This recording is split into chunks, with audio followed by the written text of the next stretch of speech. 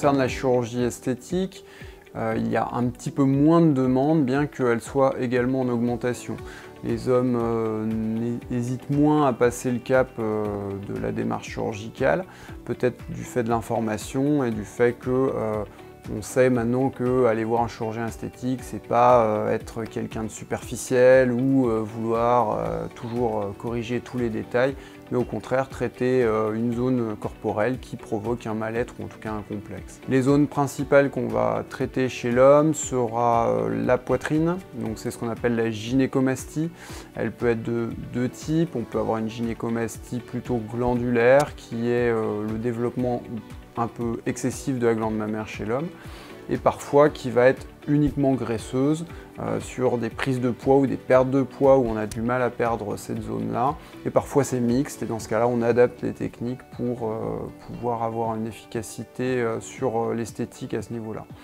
On va également beaucoup pratiquer de chirurgie type de lipoaspiration, donc là ça va être ce qu'on appelle la liposuction ou lipoaspiration.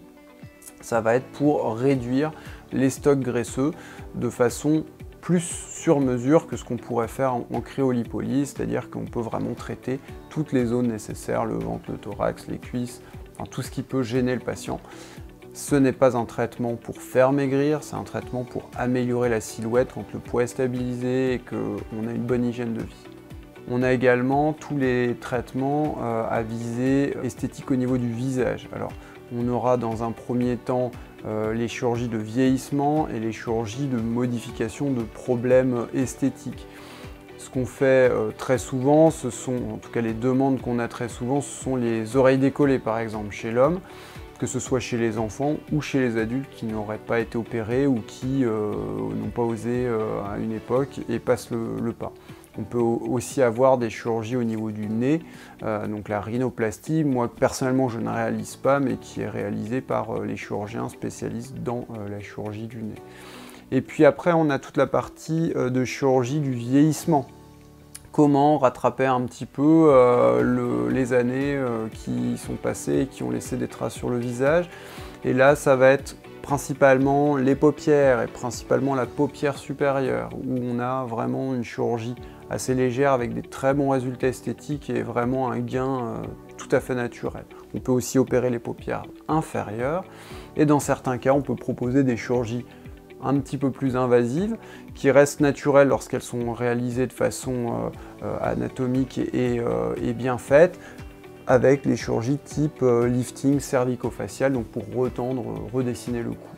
En ce qui concerne le côté médecine esthétique, donc tout ce qui va être des traitements et des soins non ou peu invasifs, chez l'homme, on va lister, je pense, en premier la toxine botulique, donc tout ce qui va être traitement des rides du front, des rides de la glabelle, des rides de la patte doigt, qui souvent chez l'homme sont assez marquées avec l'âge. Ensuite, on peut avoir le traitement par cryolipolyse, qui est quand même beaucoup demandé, du fait de sa légèreté, de son efficacité et le fait que on peut tout de suite retourner au travail, qu'il y a peu de douleur. Et de son efficacité bien sûr.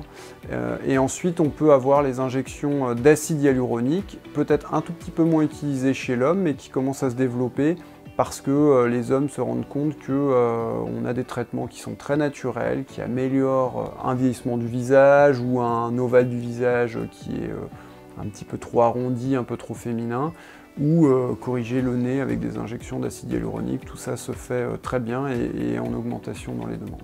En ce qui concerne la prise en charge du vieillissement, les différentes techniques, donc je reviens sur la toxine botulique en numéro 1, l'acide hyaluronique qui est très développé, ou différents produits dits inducteurs tissulaires qui améliorent la qualité de la peau et qui améliorent le volume au niveau du visage. Et puis on a également éventuellement des fils tenseurs qui peuvent être utilisés que ce soit chez les femmes ou chez les hommes pour remettre les volumes à leur place, sans passer par le lifting. Alors c'est pas l'efficacité d'un lifting, mais c'est une efficacité significative qui peut être très intéressante. Alors à mon avis, quelles peuvent être les craintes ou les freins à aller voir un chirurgien esthétique? D'abord, c'est de se dire qu'on va arriver dans un cabinet avec un chirurgien fou qui veut refaire le visage ou le corps de tout le monde et puis mettre tout le monde sur la même anatomie, la même présentation. C'est pas du tout le cas. Les chirurgiens, c'est des médecins tout d'abord, hein, comme les autres, qui sont spécialisés sur la chirurgie esthétique par goût et par compétence, par apprentissage. Il ne faut pas hésiter en cas de gêne ou de complexe à aller consulter. Une consultation n'engage en rien, hein. C'est surtout le gage d'avoir une information de qualité. On peut trouver beaucoup de choses sur internet, des bonnes choses, des choses un peu moins bonnes.